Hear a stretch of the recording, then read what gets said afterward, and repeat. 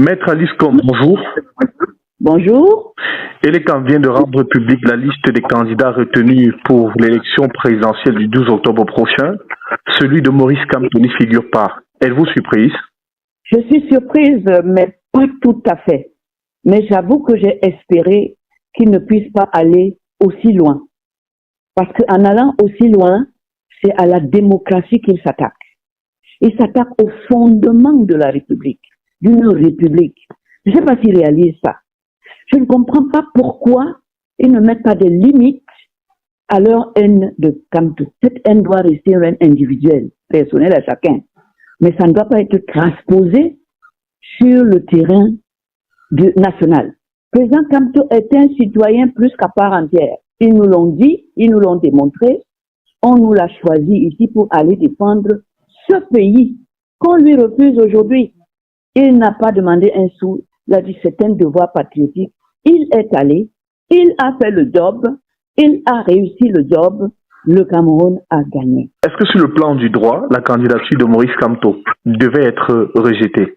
Jamais de la vie. Quelles sont les conditions pour qu'un citoyen camerounais soit candidat à une élection, fût-elle présidentielle? Il n'a jamais été condamné. Je ne suis pas sûr que Maurice Kamto a présenté un extrait de casier judiciaire où on voit qu'il a été condamné. Je ne vois pas, et ils n'ont pas motivé leur rejet pour qu'on puisse voir un peu ce qui s'est passé dans leur tête respective. Quel est le motif du rejet pour qu'on puisse attaquer cette décision? J'espère qu'elle va sortir.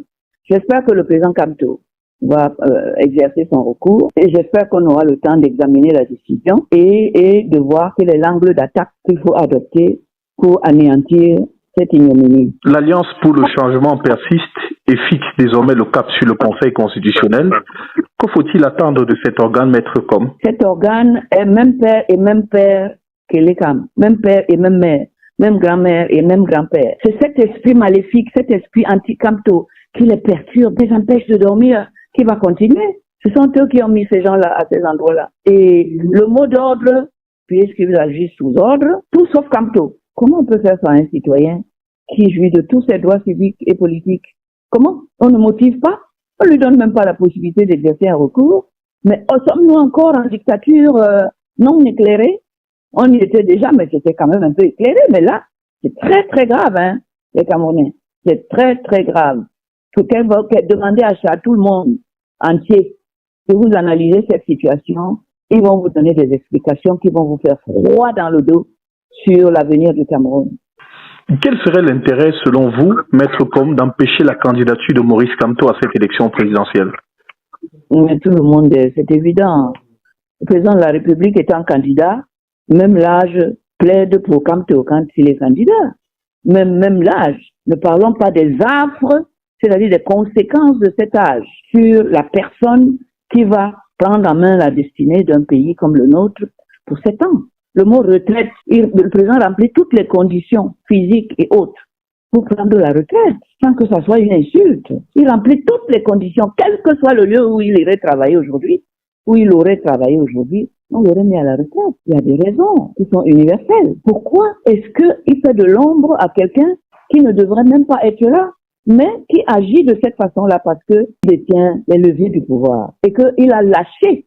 Depuis là, on a lâché des expressions glaçantes dans le dos d'un Babiliké ne sera jamais candidat. Kamto ne sera jamais candidat. Et on ne vous donne pas les motifs pour lesquels Kamto ne peut pas être candidat, tout en étant un parfait, un honorable citoyen camerounais comme les autres, qui a représenté le Cameroun hier, qui a enseigné le Cameroun à nos enfants, ici et ailleurs. On ne vous explique rien. Quelle est cette dictature? Vous prenez une décision, vous ne la motivez pas, vous ne donnez pas à la personne que vous avez condamnée la possibilité d'exercer un recours. Moi, avocat qui fait les tribunaux tous les jours, ça me trouve ça inacceptable. Et j'espère que le peuple camerounais ne va pas accepter d'être traité comme ça par ceux à qui il a donné le pouvoir. Parce que non seulement il n'outrepasse ses pouvoirs, il est perverti. Si le collectif des avocats décide, par exemple, de saisir le Conseil constitutionnel, est-ce que vous allez vous joindre à ce collectif, Maître, pour soutenir la candidature de Maurice Kamto? Mais vous me parlez d'un collectif, il y a déjà beaucoup d'avocats là-dedans. Je ne veux pas faire injure à mes confrères pour dire si, comme si je demandais qu'on vienne me chercher. Ils savent ce qu'ils ont à faire, ils sont très bien outillés, ils ont toujours travaillé pour les intérêts politiques et autres du président Kamto, ils ont toujours fait du bon travail et je pense qu'ils peuvent continuer. Donc la question que vous me posez, n'est pas à poser et je ne pourrais pas y répondre.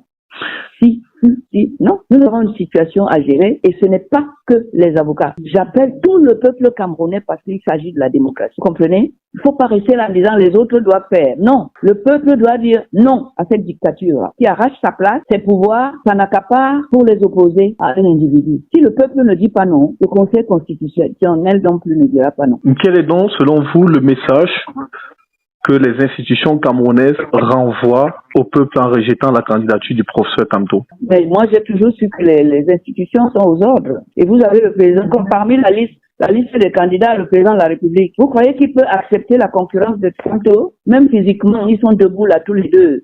Vous pouvez voter un jeune et un vieux et laisser un jeune qui peut faire les 7 ans, alors que le vieux, on n'est pas sûr qu'il peut faire les 7 ans parce qu'il les a déjà fait 7 fois, ou 8 fois, ou 9 fois avant. Et puis, il faut laisser le peuple décider. Il faut le laisser choisir. C'est son droit, c'est son pouvoir. Ne le lui arrachez pas. Ne lui imposez rien.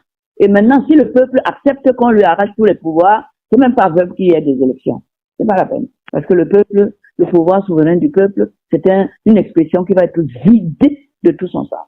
Quel conseil pouvez-vous donner aux Camerounais, au professeur Maurice Kamto et à l'Alliance pour le changement? Est-ce que je peux donner le même type de conseils à tout ce monde-là? Qu'est-ce qu'ils ont en commun? C'est le peuple camerounais souverain et tout le reste. Je viens de vous expliquer que le peuple est dans un État qu'on dit démocratique. Le peuple a le pouvoir. On vient de lui arracher son pouvoir. Le peuple doit faire ce qu'il a à faire. Et j'appelle le peuple à s'exprimer et à se prononcer contre cette ignominie-là, cette gifle qu'on lui fait, en éliminant un citoyen libre et de bonne mœurs de cette compétition. Ça nous intéresse. Le peuple a le droit de choisir le meilleur candidat à qui il peut confier son destin. On vient de lui enlever un candidat, là. On ne lui dit pas pourquoi. On ne le laisse pas lui choisir, dire le moment venu que ce n'est pas lui, que c'est l'autre. On ne lui laisse pas cette possibilité. C'est pas suffisant pour dire non. Maître Alice, merci beaucoup. Je vous en prie.